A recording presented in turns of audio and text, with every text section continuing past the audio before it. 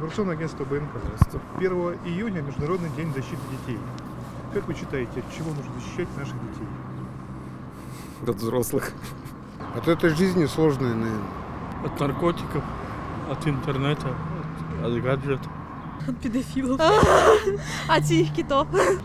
Интернет тоже сейчас приносит вред больше детям, чем пользу. Ну, если не ограждать, конечно. Ой, я не знаю, от отсутствия культуры.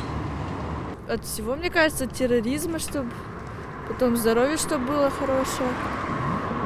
Что еще? Автомобилистов, чтобы От автомобилистов, да. Больше к ним внимания, как наши вот советские годы.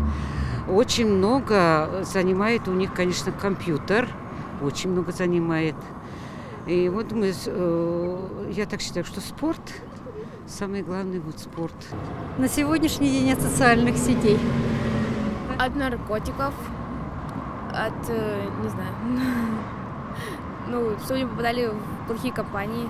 Детей надо защищать прежде всего от непристойного поведения, которое они встречают на улице. Табакокурение, алкоголь и прочее. От самих себя, от интернета, да, ну, можно защищать.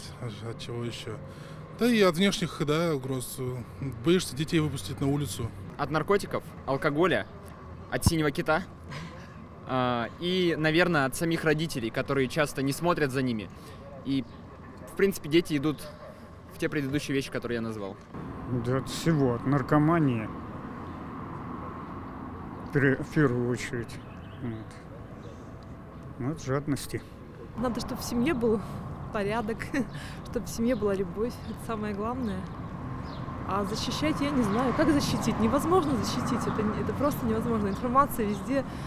Интернет, телевидение. Как защитить? Запрещать невозможно.